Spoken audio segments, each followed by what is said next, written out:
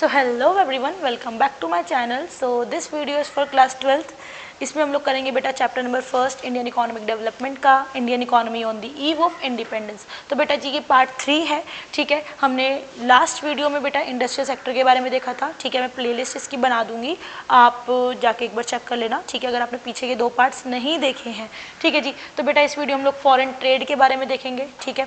So start करते हैं। तो बेटा जी अगर फॉरेन ट्रेड की बात हो रही है तो इसका मतलब ये है कि इधर एक्सपोर्ट इंपोर्ट की बात हो रही है, और हम लोगों ने इतनी देर से तो यही पढ़ते आ रहे हैं, ठीक है। हमने पीछे चैप्टर पढ़ा, हमें यही पता लगा कि भाई हम लोग थे एक्सपोर्टर ऑफ प्राइमरी प्रोडक्ट्स और इंपोर्टर थे फिनिश गुड्स के। तो देखो पहला यही पॉइंट लिखा हुआ है कि भाई इंडिया जो था वो एक्सपोर्टर था प्राइमरी प्रोडक्ट्स का। हम लोग रॉ मटेरियल्स को एक्सपोर्ट करते थे, बाहर बेचते थे, ठीक है जी। किनको? ब्रिटेन को, बहुत ही कम रेट पे। और हम लोग इंपोर्ट करते थे फिनिश गुड्स को हाई प्राइसेस पे, ठीक है जी। सो इंडिया जो था वो बेटा एक्सपोर्टर बन चुका था प्राइमरी प्रोडक्ट्स का और इंपोर्टर बन चुका था फिनिश कंज्यूमर गुड्स का, ठीक है जी।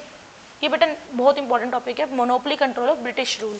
तो बेटा जी हमारे यहाँ पे जो ब्रिटिश गवर्नमेंट थी उनका एक तरीके से मोनोपोली कंट्रोल हो चुका था हमारे ट्रेड पे, ठीक है जी। इंडिया के एक्सपोर्ट और इंपोर्ट पे उनका मोनोपोली कंट्रोल था, हम लोग उनके बिना कुछ भी कर ही नहीं पा रहे थे। मतलब कि ऐसा हो गया था कि बेटा मोर देन हाफ, आधे से भी ज़्यादा हम लोग फॉरेन ट्रेड किसके संग कर रहे हैं? ब्रिटेन के साथ, रेस्ट्रिक्टेड टू ब्रिटेन। और बाकी अगर कुछ बचा कुचा करना भी है हमारे को तो हम लोग वो भी कुछ कंट्रीज थी उनके साथ ही हम लोग कर सकते थे ट्रेड भी, जैसे कि चाइना, ठीक है, श्रीलंका, ईरान, ठीक है। सो इनके साथ करते थे, ठीक है जी। अब बेटा एक चीज़ और हुई कि ना उस दौरान 1869 में उन्होंने ना ब्रिटिशर्स ने ओपन कर दी स्विस कैनाल को, ओपनिंग ऑफ स्विस कैनाल। पहले क्या था कि इंडिया से ब्रिटेन ना पूरा पूरा घूम के जाता था सामान, तो बहुत देर लगती थी, बहुत टाइम लगता था, ठीक है। लेकिन इन्होंने क्या किया, इन्होंने ना ये रूट को खत्म करने के लिए उन्होंने क्या करा, सीधा डायरेक्ट एक स्विस कैनाल, इधर से कैनाल खोल दी, ठीक है। और ताकि अब सीधा सीधा हम लोग क्या कर पाए, पहुंचा पाए गुड्स, ठीक है जी। तो शिप्स के लिए एक डायरेक्ट रूट खोल दिया, ओपन कर दिया। तो एक बार अच्छे से उसको देख लेते हैं। हाँ जी, तो ट्रेड थ्रू स्विस कैनाल, देखो क्या बता रहा है, कह रहा है कि पहले हमारे यहाँ से, ठीक है, मुंबई के पोर्ट है, ठीक है, यहाँ से पहले पूरे के पूरे गुड्स जैसे घूम के जाते थे ब्रिटेन, ठीक है, यहाँ पे जाते थे। लेकिन अब उनको पता है भाई ये तो बहुत ही ज़्यादा किलोमीटर जाना पड़ रहा है, 19,800 किलोमीटर तय करना पड़ रहा है। तो इसके लिए क्या है, ये महंगा भी पड़ेगा, ठीक है, इसमें टाइम भी ज़्यादा लगेगा, ठीक है। इसमें सही से कहते हैं हम लोग जल्दी जल्दी शिप्स भी नहीं आ पाएंगे वापस, तो ये थोड़ा सा टाइम लगता था इसमें, ठीक है। लेकिन जिन्होंने क्या किया, बीच में ये स्विस कैनाल को ओपन कर दिया। अब जी ये डायरेक्ट रूट बन गया इंडिया से ब्रिटेन, ऑलराइट जी। सो ऐसा हुआ, ये स्विस कैनाल इधर ओपन कर दी इन्होंने। तो देखो यही बता रहे हैं कि Swiss canal is an artificial waterway, एक आर्टिफिशियल वाटरवे है, ठीक है, जो कि ये कहते हैं ओपन की स्विस कैनाल को 1869 में, किस लिए? रिड्यूस करने के लिए कॉस्ट ऑफ ट्रांसपोर्टेशन, ट्रांसपोर्टेशन में कॉस्ट लगता था, पूरा घुमा के लेके जाना है, ठीक है जी। सो ताकि इससे ये लोग जल्दी से इंडियन मार्केट तक पहुंच पाएँ, ऑलरेडी ईजिली पहुंच पाएँ। ये जो कैनल थी, ठीक है, ये एक डायरेक्ट ट्रेड रूट था शिप्स के लिए, ठीक है, जो कि ब्रिटेन और इंडिया के बीच में चलता था, और इससे अब हमारे को अफ्रीका से ऐसे घूम के जाना नहीं पड़ता था, ठीक है जी। तो ये अगर मैं बात करूँ स्ट्रेटेजिकली और इकोनॉमिकली, ये one of the most important waterway बन गया पूरे वर्ल्ड का, ठीक है जी। सो यही था बस स्विस कैनाल। अगेन ये इंपॉर्टेंट है तो आपको अच्छे से पढ़ना है। उसके बाद जी drain of Indian wealth during British rule. Third है बेटा कि ना ब्रिटिश रूल के दौरान हमारी इंडिया की जितनी भी वेल्थ थी, ठीक है, इंडियन वेल्थ थी, उसको पूरा का पूरा क्या कर लिया, ड्रेन कर दिया। ड्रेन का मतलब खत्म कर दिया। कैसे? ब्रिटिश रूल के दौरान जो भी इंडिया एक्सपोर्ट करता था रॉ मटेरियल, जो भी इंपोर्ट करता था फिनिश गुड्स, जो भी करता था, तो जो भी उससे सरप्लस आता था, ठीक है, जो भी ह्यूज एक्सपोर्ट सरप्लस होता था, ठीक है, जो भी एक्सेस एक्सपोर्ट्स करते थे हम लोग, तो उन सब का पैसा भी ये लोग यूज़ कर लेते थे, ठीक है। कैसे? टू मेक पेमेंट्स, अगर उन्हें कोई भी एक्सपेंसेस करने ऑफिस के, ठीक है, सेटअप करने के लिए, अगेन उसमें खर्चा कर देते थे। To meet expenses on war, जो भी उनकी लड़ाइयाँ वगैरह चलती थी, ठीक है, तो उसके खर्चे कर देते थे, ठीक है। To import invisible item, invisible item का मतलब होता है बेटा सर्विसेज, जो भी उनको सर्विसेज लेनी होती थी, ठीक है, तो अगेन उसमें पेमेंट कर देते थे। तो उन्होंने हमारी इंडियन वेल्थ को बिल्कुल क्या कर दिया, ख़त्म कर दिया, ठीक है जी।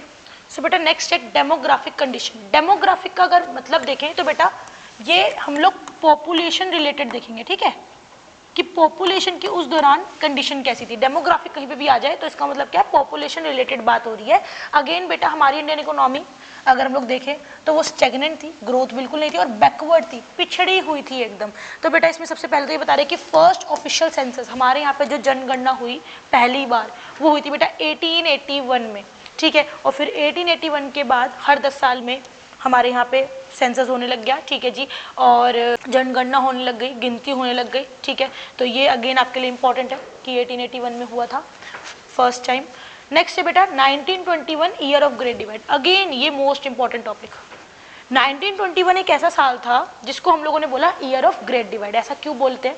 क्योंकि बेटा देखो 1921 से पहले की अगर मैं बात करूं तो हमारे यहाँ पे ना बर्थ रेट जो थे वो भी हाई थे, जो डेथ रेट थे वो भी हाई थे, ठीक है।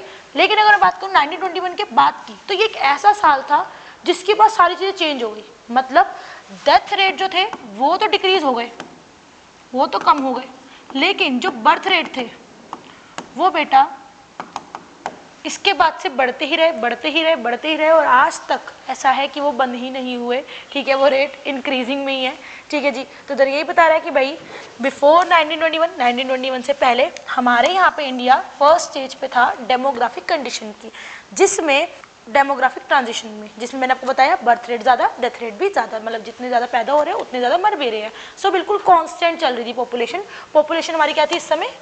कॉन्स्टेंट थी, ठीक है। लेकिन सेकंड स्टेज ऑफ ट्रांजिशन का मतलब ये है कि भाई जिसमें डेथ रेट तो कम हो गए, ठीक है, और लेकिन बर्थ रेट में बेटा आज तक कुछ भी क्या कहते हैं गिरावट नहीं आई है, ठीक है, तब से बढ़ ही रहे हैं। सो इसके बाद से हमारी पॉपुलेशन कभी भी क्या कहते हैं कम नहीं हुई है, बढ़ती ही गई है, बढ़ती ही गई है। इसलिए इस ईयर को हम लोग ईयर ऑफ ग्रेट डिवाइड बोलते हैं। ऑल राइट जी, सो इसको अच्छे से एक बार देख लेते हैं। तो देखो बेटा लिखा हुआ भी इधर कि 1921 को ईयर ऑफ ग्रेट डिवाइड क्यों बोलते हैं, व्हाई? सो बेटा बिफोर 1921 इंडिया जो था वो first stage of demographic transition में था, जिसमें हाई बर्थ रेट और हाई डेथ रेट थे, अभी बताया मैंने आपको, ठीक है जी। सो इसीलिए हमारी जो पॉपुलेशन थी वो स्टेशनरी थी, कांस्टेंट थी, ठीक है, जितने मर रहे हैं उतने पैदा हो रहे हैं, ऐसा मान लो, ठीक है। लेकिन फिर उसके बाद क्या हुआ जी, डेथ रेट डिक्लाइन होने लग गए, कम होने लग गए। तो उधर ही हमारा जो इंडिया था सेकंड स्टेज ऑफ ट्रांजिशन पे आ गया। और सेकंड स्टेज ऑफ ट्रांजिशन में क्या हुआ कि इंडिया की पॉपुलेशन इसके बाद कभी भी डिक्लाइन नहीं हुई, ठीक है जी। इसके बाद कंसिस्टेंट राइज ही आपको देखने को मिलेगा। तो इसलिए हम लोग 1921 को ईयर ऑफ ग्रेट डिवाइड बोलते हैं। सो आई होप आपको अच्छे से क्लियर हुआ होगा। सो नेक्स्ट चीज़ बेटा डेमोग्राफिक कंडीशन, अगर हम लोग देखें कॉलोनियल रूल के दौरान जब हमारे यहाँ पे ब्रिटिशर्स थे तो उस दौरान हमारी डेमोग्राफिक कंडीशन कैसी थी, पॉपुलेशन की कंडीशन कैसी थी। तो सबसे पहले मैंने अभी आपको बताया कि बेटा बर्थ रेट और डेथ रेट दोनों ही हाई थे, ठीक है। सो यही बता रहे कि दोनों हाई थे, 48 और 40 पर 1000 थे, ठीक है। बर्थ रेट आपको पता है बेटा कि नंबर ऑफ चिल्ड्रन बोर्न पर 1000 इन अ ईयर, ठीक है, जितने बच्चे पैदा हो रहे हैं पर 1000 इन अ ईयर। और डेथ रेट का मतलब है बेटा कि नंबर ऑफ पीपल डाइंग पर 1000 person in a year, again कि जो भी लोग मर रहे हैं पर 1000 इन अ ईयर, उसको हम लोग बोलेंगे डेथ रेट, ठीक है। तो दोनों ही हाई थे, ठीक है।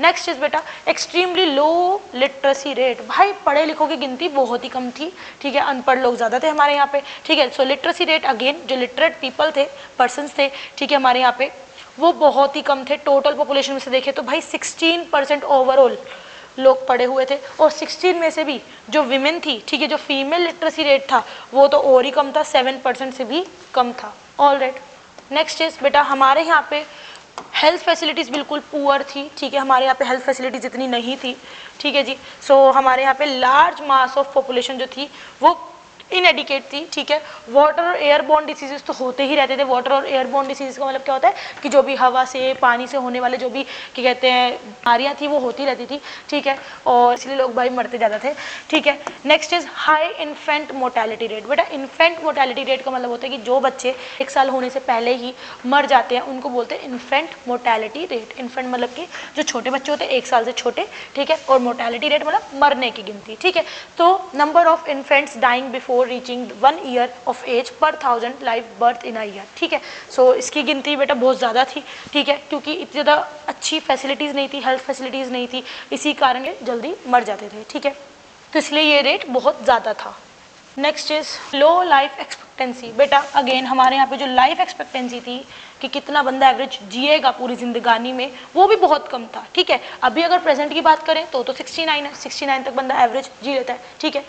लेकिन पहले की बात करें तो एवरेज देखा जाए तो 32 ईयर्स थे, ठीक है, जो कि बहुत ही कम है, next is wide spread poverty, भाई हमारे यहाँ पे गरीबी भाई भरी हुई थी, ठीक है बिल्कुल।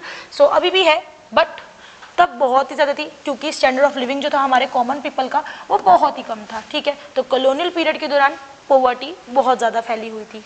सो नेक्स्ट इज बेटा ऑक्यूपेशनल स्ट्रक्चर। अभी हमने देखा पॉपुलेशन की कैसी हालत थी, ठीक है, पॉपुलेशन की कंडीशन क्या थी वो देखी हमने। अब देखिए ऑक्यूपेशनल स्ट्रक्चर, मतलब कि लोग जो थे वो कौन से सेक्टर में ज़्यादा काम कर रहे थे, ठीक है जी। तो सबसे पहला बेटा occupational structure simple distribution of working person, जो भी लोग काम कर रहे हैं, ठीक है, वो कैसे डिस्ट्रीब्यूटेड है, मतलब कि प्राइमरी में कितने काम कर रहे हैं, सेकेंडरी में कितने काम कर रहे हैं, टर्शरी में कितने काम कर रहे हैं, ऐसा, क्योंकि 3 ही मेन सेक्टर्स आपको पता है। सो प्राइमरी सेक्टर की अगर हम लोग बात करें तो प्राइमरी सेक्टर का मतलब होता है इसमें हम लोग प्रोडक्शन करते हैं, लेकिन नेचुरल रिसोर्सेज को एक्सप्लॉइट करके, जैसे लैंड, वाटर, सब सॉइल एसेट्स, ऐसा, ठीक है। Farming, fishing, mining, animal husbandry और फॉरेस्ट्री, ये सारे हमारे प्राइमरी सेक्टर का पार्ट है। Next is secondary sector. Secondary sector simple बेटा जिसमें हम लोग अगेन प्रोडक्शन कर रहे हैं, हम लोग इसमें चीज़ों को ट्रांसफॉर्म कर रहे हैं, ठीक है जी, इसमें हम लोग रॉ मटेरियल्स को कन्वर्ट कर रहे हैं फिनिश गुड्स में। Alright, next is tertiary sector, last है ये। टर्शरी सेक्टर बेटा सिंपल जिसमें सर्विस सेक्टर हम लोग जिसको बोलते हैं, ठीक है, जो मदद करता है प्राइमरी और सेकेंडरी की। ऑलराइट, जैसे कि हमारा ट्रांसपोर्टेशन, एजुकेशन, फाइनेंस, बैंकिंग, ये सारी चीज़ें हो गया। अब बेटा अगर हम लोग बात करें कि ब्रिटिश रूल के दौरान, ड्यूरिंग द ब्रिटिश रूल, उस समय हमारा ऑक्यूपेशनल स्ट्रक्चर का कैसी स्टेट थी। सबसे पहले तो बेटा हमारे यहाँ पे प्राइमरी ऑक्यूपेशन में ज़्यादा प्रीडोमिनेंस थी। हम लोग भाई ब्रिटिशर्स के आने से पहले भी प्राइमरी सेक्टर में ही काम कर रहे थे, ठीक है। तो यही बता रहे हैं कि भाई लार्जेस्ट शेयर जो था वर्कफोर्स का वो प्राइमरी सेक्टर में ही था, 70 to 75%। मैन्युफैक्चरिंग में बेटा 10% था और सर्विस सेक्टर में बेटा 15 to 20% लोग काम कर रहे थे। अब रीजनल वेरिएशन देखते हैं, रीजनल मतलब कि कौन कौन से रीजन के लोग कहाँ कहाँ पे काम करते हैं, ऐसा बता रहे हैं। तो जी जो स्टेट्स जैसे कि तमिलनाडु, आंध्र प्रदेश, केरला, कर्नाटका, महाराष्ट्र, वेस्ट बंगाल, यहाँ पे बेटा पहले लोग एग्रीकल्चर में काम करते थे, लेकिन फिर इन लोगों ने अपना एग्रीकल्चर का काम छोड़ के स्विच कर दिया और ये लोग चले गए मैन्युफैक्चरिंग में और सर्विस सेक्टर में, ठीक है जी। अब लेकिन अगर हम लोग बात करें ओडिशा, राजस्थान, पंजाब की, ठीक है जी, तो ये स्टेट्स ऐसी थी जहाँ पे वर्कफोर्स जो थी अभी भी एग्रीकल्चर में ही काम कर रही थी। ऑलराइट, सो बेटा that's all for this video. Next video में हम लोग इंफ्रास्ट्रक्चर के बारे में देखेंगे, ठीक है, ये हमारा सेकंड लास्ट टॉपिक है। और उसके बाद जी बस इसकी 2 वीडियोस और आएंगी। सो आई होप आपको अभी तक अच्छे से क्लियर हुआ होगा। अगर आपको कोई भी डाउट है तो आप कमेंट कर सकते हैं। बाकी अगर वीडियो अच्छी लगी हो तो वीडियो को लाइक करना, कमेंट करना, अपने दोस्तों के संग भी शेयर कर देना और चैनल को सब्सक्राइब ज़रूर कर लेना। सो मिलते हैं नेक्स्ट वीडियो में, तब तक के लिए बाय बाय।